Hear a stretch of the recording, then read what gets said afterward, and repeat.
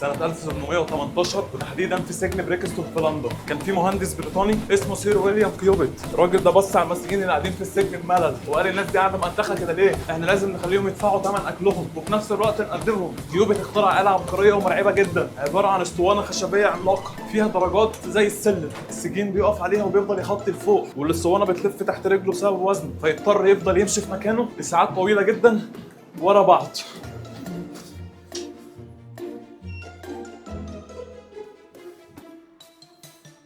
الآلة دي يا صديقي ما كانتش بتتحرك من مكانها، السجين كان بيمشي فيها لمسافات بتوصل لآلاف الأمتار يوميا لمجرد إنه يفضل واقف في مكانه وما يقعش، والآلة دي كانت بتستخدم لطحن الحبوب وتشغيل المطاحن، وعشان كده سموها ذا تريد ميل أو المشاية. المفاجأة بقى إن بريطانيا منعت الآلة دي تماما سنة 1898 لأنهم اعتبروها عقوبة قاسية وغير إنسانية بتموت المساجين من التعب، والمفاجأة الأكبر إن الآلة غيرت الإنسانية دي. إحنا النهارده في القرن ال21 بنروح الجيم بمزاجنا وبندفع اشتراكات بالآلاف علشان نقف عليه ونجري في مكاننا زي المساجين بالظبط. بس مش دي الازمه الحقيقيه انك بره الجيم في حياتك اليوميه واقف على مشايه ثانيه خالص، مشايه غير مرئيه اسمها مشايه الوظيفه والفلوس. انت بتصحى الساعه 7 الصبح، تنزل في الزحمه، تقعد على مكتب 8 او 10 ساعات عشان تاخد مرتب اخر الشهر وثمن القهوه اللي بتخليك صاحي في الشغل. انت بتجري في مكانك بقالك سنين لمجرد انك ما تقعش، وده بيجبرنا نسال السؤال الوجودي الصادم: هل الفلوس اللي بنقبضها بتخلينا احرار ولا هي اللي حبسنا جوه الصندوق؟ يعني هل انت شغال في الوظيفه ولا الوظيفه هي اللي شغاله لك؟ اهلا بيك في حلقه النهارده، وتعالى نعيد تعريف الفلوس مش كورقه بنشتري بيها لعب، لا، كاداه وحيده لشراء الحريه والوقت. في حلقه النهارده من عبد الحميد هنغوص جوه سيكولوجيه الجماهير وعلم النفس السلوكي علشان نفهم الخدعه الكبرى اللي خلتنا عبيد لالتزاماتنا، وازاي نفك القيود دي وتستخدم الفلوس عشان تشتري اهم حاجه في الدنيا، وقتك.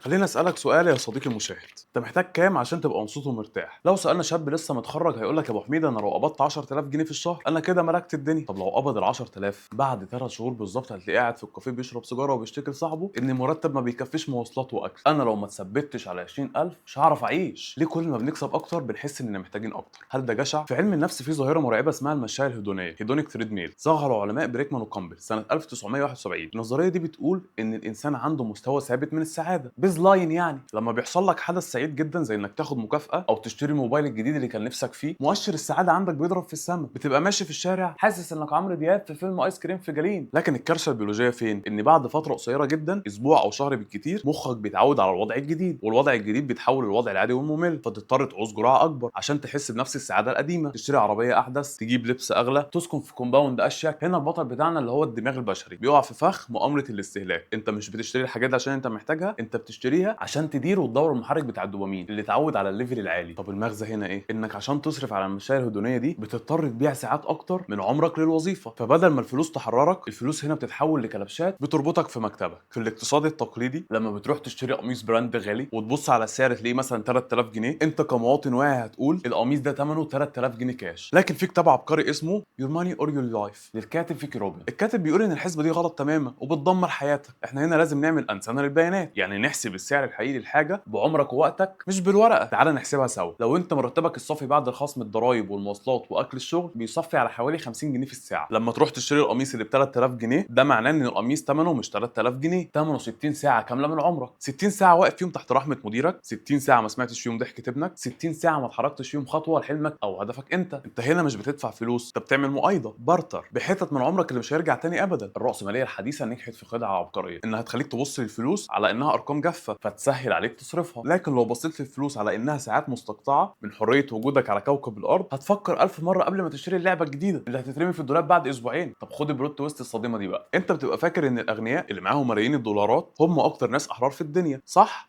صح. العلماء في جامعه برينستون وعلى راسهم عالم الاقتصاد الشهير دانيال كانمان وعالم الاقتصاد انغوس ديتون عملوا دراسه اصبحت مدرسه في تاريخ الاقتصاد السلوكي. العلماء درسوا العلاقه بين حجم الدخل السنوي وبين السعاده اليوميه والراحه النفسيه، واكتشفوا منحنى غريب جدا: السعاده والراحه النفسيه بتفضل تزيد مع زياده الدخل لحد ما يوصل مرتب ل 75000 دولار في السنه. المبلغ ده وقت اجراء الدراسه. بعد الرقم ده المنحنى بيبقى فلات، خط مستقيم، يعني لو بقيت تكسب 150000 او نص مليون دولار في السنه، مستوى سعادتك اليوميه ومودك ما بيزيدش ولا 1%. تفتكروا ليه؟ لان الملايين الزياده دي ما بتجيش ببلاش، بتيجي بمسؤوليات اكبر، توتر اعلى، وساعات عمل بتوصل ل 14 ساعه في اليوم. يعني عشان تكسب فلوس اكتر انت بتضحي بالسيطره على وقتك. وفي دراسه تانية اتعملت على الناس اللي على فراش الموت لما سالوهم عن اكبر ندم في حياتهم، محدش فيهم قال كان نفسي اقضي ساعات اكتر في المكتب او كان نفسي اجيب الموديل الاحدث من مرسيدس. اكبر ندم اتقال كان نفسي املك الشجاعه ان اعيش الحياه اللي انا عايزها، مش الحياه اللي الاخرين فرضوها عليا. الصدمه هنا يا صديقي انك بتفني عمرك كله في جمع ادوات الفلوس عشان تحقق الهدف اللي هو الحريه والراحه، فبتكتشف في النهايه انك ضحيت بالهدف ده عشان خاطر الاداه دي. طب يا ابو حميد احنا كده شخصنا الوجع وعرفنا اننا بنجري على مشاية بريكستون من غير ما نحس، ازاي ننزل من عليها؟ ازاي نحول الفلوس من سيد مستبد لخادم مطيع يشتري لنا وقتنا؟ امسك معايا الورقه والقلم واكتب ورايا الثلاث خطوات دول. رقم 1، تكنيك كتف ام الفلوس، ذا فاك يو ماني. التعبير ده مش قله ادب ولا شتيمه، ده مصطلح مالي رسمي مشهور في وول ستريت. المفهوم ده معناه ما تصرفش كل مليم بيجي لك عشان تجاري المظاهر، انا عايزك تبني صندوق الحريه. الصندوق ده فيه فلوس تكفيك مصاريف اساسيه، اكل شرب سكن لمده من 6 شهور لسنه كامله من غير ما تشتغل. الفلوس دي وظيفتها النفسيه ايه؟ انها بتديك قوه الرفض. لما مديرك يتعامل معاك بقله ادب او لما تلاقي الشغل بيموتك بالبطيء تقدر بكل برود تقول انا